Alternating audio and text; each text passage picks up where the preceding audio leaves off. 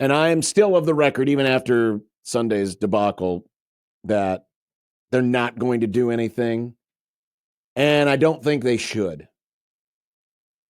I just don't think right now is a great time for it. And obviously, if the money situation is what it is, paying a coach that you just extended for having a good season last year and letting them go this year, probably not a great idea. Yeah. In my opinion. Chattel wrote about it after the game. He said a buyout now would mean forking out $4.35 million to $4.65 million per year for the last 4 years of the deal. And then he asked, do the math and ask yourself, wouldn't that money be better spent on players with size, speed, and who can make baskets on a consistent basis? Now, real quick, this is besides the point, but I do wonder if now we're going to enter in this era where coaches might actually be saved by their contracts and by rev share because schools won't want to pay both at the same time. Sure. Anyway, it's going to be interesting. Maybe a topic for another day. I think I'm with you. I said this on Friday. You know, I think you could convince me one way or the other. I don't really have like a strong view of you're an idiot if you think he should be fired. You're an idiot. No, if you think he should I hope I'm not coming across thinking. I don't think you are. I think you and I are both very much in the middle on this discussion of I understand a lot of the frustration. I understand the frustration, period. And that his record is worse than Tim Miles. That this season, for all the promise of the last year and a half before this season started, and even the first couple months of the year, the regression from January 7th on is noticeable. I mean, that Iowa game, in hindsight, just looks like this flashing red light of like, watch out, watch out, watch out. And they came out of the 6-game losing streak to win 4 in a row. And it was like they got it figured out. But they obviously did not. And if there was one last maybe moment of, I really should not believe in this team for the rest of the year, it was the Penn State game, because the Penn State game followed the Northwestern game. And what happened in the Northwestern game? They were trailing by 20. Fred broke a clipboard at halftime. We know he tries not to do those types of things because of his health. And they came back and won. And I remember leaving that thinking, wow, they are going to be good to go now. And then they came out and they had the most lifeless effort of the entire season, in my opinion, was the Penn State game. I know they lost by more points to schools like Purdue or Wisconsin or Michigan State. But in my opinion, the Penn State game was the most lifeless that we saw them. And that it came after the Northwestern comeback was, again, just a huge warning sign. And after that, that was the beginning of the end of the season. It really was. 402-951-1620. Douglas. Hi, Douglas. Thanks for waiting. You're in the zone. Hey, guys. Hey, just a couple things. One, the preseason, pre-Big Ten schedule for Nebraska was really weak. Yep. And that's what Fred said he wanted. He wanted to get some games. So, maybe we all bought into it a little too much. But if you go back and look at the seniors that they brought in, these paid-for-hire guns, they were all single-digit scorers where they were before, and some of them were horrible, horrible free throw shooters. And that burned them in the end, and I wish they would have paid up a little bit more to give Bryce Williams a rest. I mean, the guy was asked to do everything at the end, and he really tried. It was really hard, So I'm Team Fred. Bring Fred back, give him some more support. Let's go Skurs. Okay, thank you, Douglas. I don't think the non-conference has anything to do with anything by the end of the year. It was horrible. Well, I mean, if anything, going back to the Creighton game, lulled game, you into a false sense of security. The St. Mary's and the Creighton games in back-to-back, Nebraska narrowly losing to St. Mary's and then coming to Omaha and beating Creighton. I mean, that certainly inflated the image of what the program could be. Now, this could be a great test case for what Matt Rule is arguing about is, well, we don't need a tough non-conference schedule because we play in the Big Ten, and that's enough for us. Sure. But that didn't cost them. Like, I don't think it didn't prepare them, but I don't know. I mean, they played St. Mary's, they played Creighton, and they got off to a solid enough start in conference that by the time it's, again, January 7th, you are who you are. They did not lose all of these games late because they played a crappy non-conference schedule. They lost all of the games late because they weren't a good basketball team, and they couldn't play well together, and they blew opportunities, and they got off to horrific starts. Garbage starts. We talked about a lot of the games. I don't want to keep harping on Penn State. Horrible start in Penn State. Hell, the game against Ohio State, they didn't get off to a very good start in that game. And then games when they did get off to a good start. Michigan for one. Iowa yesterday for the other. That didn't seem to matter either. So it just turned into a bad basketball team. A bad basketball team over the last 2 months. Strigoria says they don't have any money line is such crap. They're paying Fred $4.5 million. But here's where things are different. And this is kind of where the conversation, in my opinion, is leading to. And that is truly about what the commitment is going to be in this program. Because it's about how much are you willing to pay the players now. We can actually talk about these things now openly. No longer hush, hush, nudge, nudge, say no more. No longer about bagman. It's out in the open. It has been for 4 years. But the point is, how much are people... What's going to be the priority? A 5-star left tackle? A 5-star setter? Or a 5-star point guard? And sure, you could get all three, but they all come at a price. And that football monster is getting hungrier and hungrier. And now that there's just a sniff of success, it's making things even more difficult. The breakdown of how Nebraska plans to spend its rev share is going to be really, really interesting. But let me ask you this, and I don't think that that's a wrong discussion to have moving forward. Do you think that this team missed out on the tournament, though, because their roster wasn't good enough, or was it is that why this group missed out on the tournament? Because they didn't spend $2 to $3 to $4 to $5 more. Well, we don't know exactly what they spent because it's still under the rug. But a lot of the reporting. But if you're going to use the argument, you need better players. Yeah, I've made the argument last segment. They had a good enough team to finish in the top 15. That's what I'm trying to say. But that's a different discussion. I think of if you want to spend $7 million. I mean, Douglas said it. No, he said the phrase wrong. But guns for hire is a $7 million roster that you're bringing in just purely. But guess about what? money. They will not have $7 million. No, I don't think so either. To spend on basketball. I don't think so either. Because you've got to feed the football monster. Well, I'm even talking about NIL. But regardless, they won't have that. They're not going to put that type of investment in there. But that's not. It's like saying, John, we've talked about Husker football for years, and we said you and I were in agreement a lot of the time on. Yeah, the coaching is really bad. They need to do something different. And then some would say, and I don't mean to pick on Sipple, and he'd speak for himself and agree with us, though. He would always say, they need All-Americans. I'd say, yeah, they do. Sip, they need an All-American at quarterback. But that's not why they're not going to bowl games. That's not what All-American at quarterback is the difference between a bowl team and like a playoff contender. Nebraska, in my opinion, circle back to them in basketball. Up in the care or the infrastructure with NIL or rev share, that's what you do when you're trying to take that final boss level step. Mm-hmm. This team, more money, of course. If they had a better roster, they would make the tournament. But man, what happened this season in the last 2 months, in my opinion, goes beyond they need to spend more. And it's what in the world happened on the floor that could allow this team. So it's back to the argument. I know. It does turn into that. The more I talk it out, the more I say, yikes, the coaching was or something was really bad / off in the last 2 months. Something was bad. Steve on the Coach Crutchfield hotline. Hi, Steve. Yeah, I think it's kind of easy to look back. And when I look back, it seems like to me that this team got 12-2, and everybody got all giddy about it. And they really didn't play a very good non-conference. I mean, playing twos, it doesn't really build you up to play into a conference like the Big Ten. It doesn't.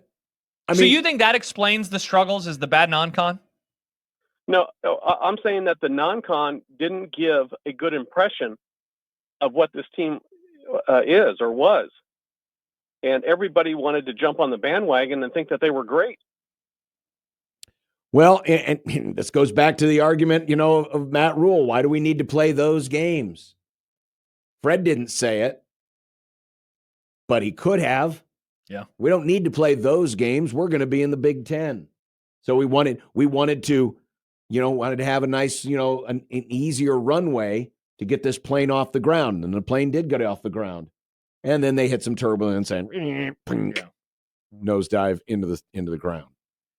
And so I can hear that argument again, just as I can hear Matt Rule's argument.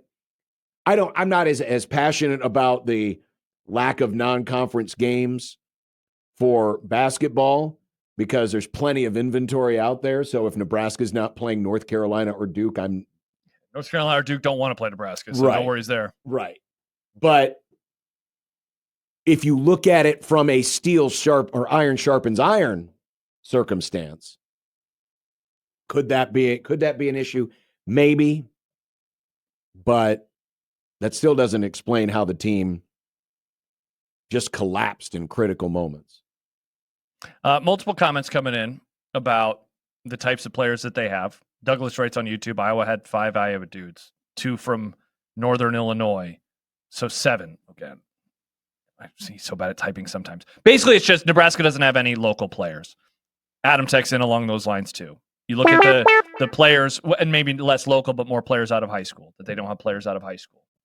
That the way that Fred is trying to build the program. But I do go back, and I don't mean to like just argue constantly with listeners who are like, it's this and this and this, because I think it's a combination of everything.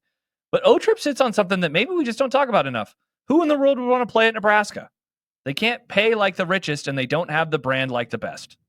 It's not a money thing. Why, if you're a good basketball player, why would you want to go there?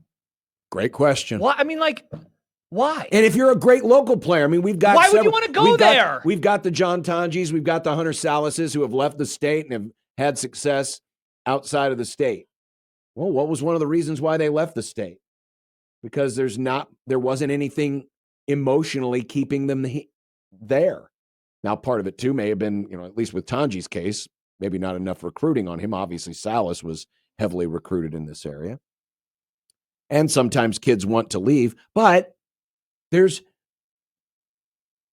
nothing there. Yeah. There's something there, but there's nothing there. Mm-hmm. There's 15,000 fans and there's energy, but there's nothing there because it's never manifested itself into anything great or successful.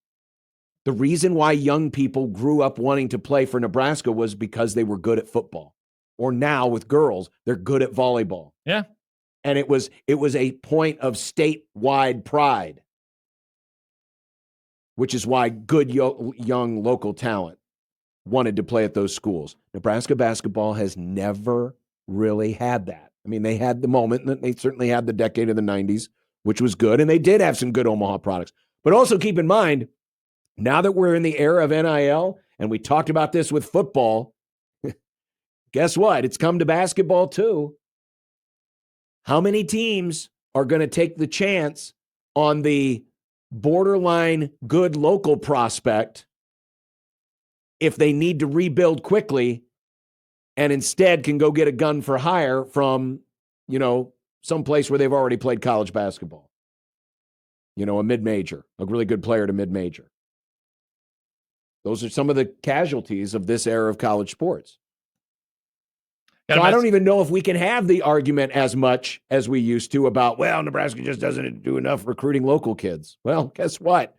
It may be that way, not because of what they want to do, but what they have to do. I just got a text from somebody. I'm going to hide a name of the player just to keep this under wraps. It said that someone's family openly said to me when the players' recruitment was open that Nebraska was trying to recruit kids from Omaha, especially North Omaha. They might as well be Texas Tech, New Mexico, or NC State. They're just another school with red polos. Another text coming in. You just answered the question on whether Fred should be let go or not. If good players are saying, why would I go to NU? You are dead. Time to move on. But see, but it's been that way for a while. And it's not Fred's fault. And maybe this is, you and I hated for years when people would say, who are you going to get? And then we would say, well, you got to dream a little bigger.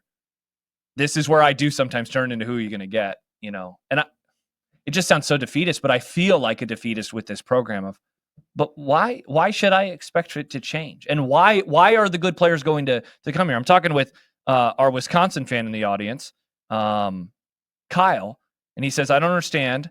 He says, I understand football is bad at the moment, but Wisconsin is consistently good in the sports NU wants to be good in. Why can NU do it and NU can't? I imagine NU is throwing more money at all of these sports compared to Wisconsin. And I think a lot of it comes down to coaching.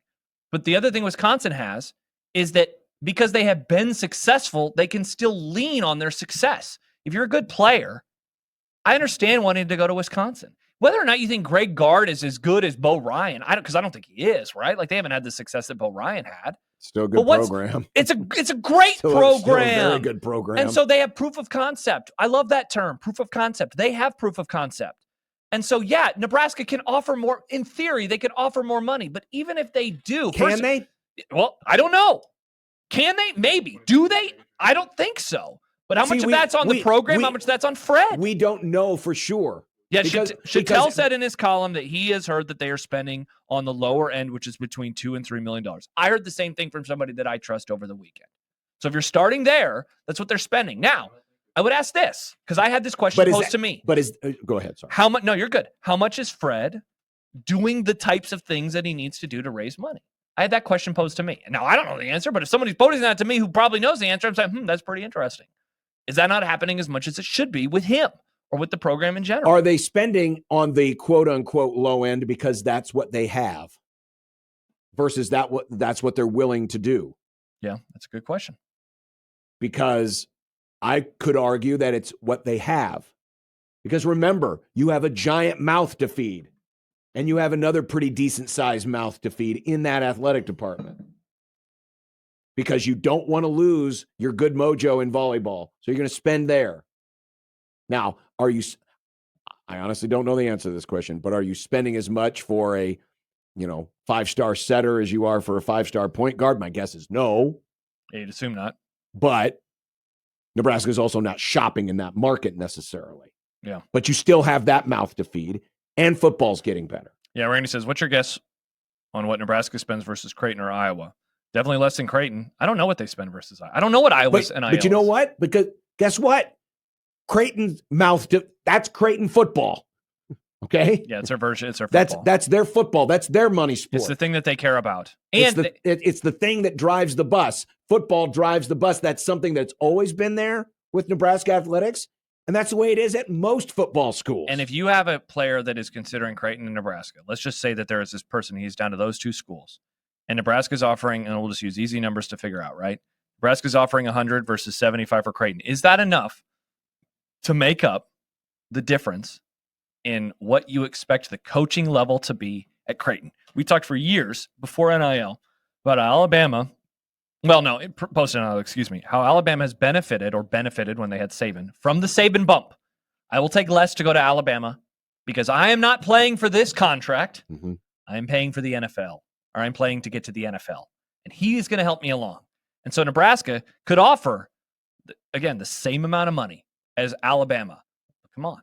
If you're a football player, why would you go there when you could go to Alabama? Now, I know Creighton basketball is not Alabama football. I understand that. But they have had a lot of success. They win. They go to the tournament every year. And they have gotten to the second weekend more times than not in the last half decade. That's what they have been as a program. If I'm a basketball player, why would I go down the road? So you'd have to offer me so much more money to consider that over a Creighton or any other school locally or nationally. And we keep turning into a Creighton versus Throw Nebraska an Iowa State, like Kansas. Iowa State is a solid program. Yeah. Okay. You got a lot of good programs in your league or competitive leagues right here in the same backyard. Yeah. And you're competing with all of those folks and a lot more. Yeah. Here's Jeff. Hi, Jeff. Good afternoon. Thanks for calling the Zone. Hey, guys. Thanks a lot. I'm going to let you be my therapist for here a little bit. But season ticket holder since 91. Last for Nebraska men's basketball. Yesterday was the last game I will be going to for the foreseeable future until things in the program change. Being that my wife whipped me with the first time yesterday. Halfway through the second half, she put her arm around me and like, this team is going to kill you. You get so worked up during the game. And I'm like, I know. I have to stop going. Wow. So you have to leave. Happy wife, happy life. I guess so. From a physical standpoint, yes. But it's just, I was hoping this after last season, this wasn't going to be a building year on top of that. And they started that way, 12-3. 12-2. The last, it's just ridiculous. Just how lack of effort, knowing it was on the line yesterday, and they just didn't care, it seems. And I'm just, whether it's a change in coaching staff or change in philosophy, I just can't do it anymore. Now, that doesn't mean I'm just going to jump ship and start following UNO, but I'll watch the games on television. I got better things to do with my time than to drive to Lincoln on the weekends, on the weekdays anymore. Just done. Jeff, appreciate it. Thanks. Let me read this tweet then before we go to break from Michael. Does good basketball attendance, despite lousy performance, hurt Nebraska ball? Decide they're getting more money anyway, so why spend more? What happens if those ticket sales dry up? You look at the arena yesterday, it's full. You look at the arena a lot this year, it's full. This team has never won a tournament game. It's full. And it wasn't always like this way. We talk about football, and that place has always been full. The stadium is, when you were a kid, when I was a kid, today, and maybe the scan numbers are what they are, but it has the appearance of being a packed house. You remember, and I remember, the end of the Bob Devaney sports era. This is not a birthright to have a great crowd at Nebraska basketball games. No. This is like a generation thing. This is the most recent thing that has happened. And certainly, the surroundings, the arena helps. But, the new stadium, new arena car smell does wear off after time. Yeah. So I'm not going to sit here and say that 15,000, of the 15,000 people, there's still, 2, 3, 4,000 that are still going only because, hey, it's the place to be seen. It's the thing to do. Certainly there could be a few of those folks. But at the end of the day, you still want to be entertained and you still want to have a winning product. And it is a testament to those 15,000 that show up every week that it happens. The product that has been given to you certainly doesn't deserve it, but then I could make the same argument for football, 8 of the last 9 years, that they haven't deserved that kind of attendance either. And maybe it's one of those things where it's now become a Nebraska thing, where it's like, we support our Huskers, rain or shine. Yeah, and that's fine. Is this like a recent thing? Like when you were growing up, were they just showing up to the Bob just for S's and G's? No. Like, I don't get it. No. I mean, the crowds weren't terrible, but they weren't. Man, I was there in college sometimes where it was like, yikes. I mean, there were games in the 6,000s and 7,000, it wasn't terrible, but it also wasn't great. Or there were rows and rows of empty seats. So sure, there's still kind of a, hey, we want to be there, but man, we demand more for our money than ever before. Yeah. And if we don't think we're getting it back, then folks are going to be like our last caller and just say, And I've said this before. There were times in the 90s where I thought Wrigley Field being full every summer afternoon, it looks great on television, but it didn't really motivate the Tribune Company to want to go out and spend on the team and try to make them better. And sometimes having those big crowds was a detriment because it showed that people are going to show up no matter what because they're just here to have a good time at the old ball game. So there is an element of that, nothing speaks louder than empty seats. 100%. We saw that with the end of the Peterson era. Yep. We saw that with the end of the, Mike Riley era. Mm-hmm. When people start streaming for the exits or just not showing up at all, that speaks loudly. Speaks very loudly.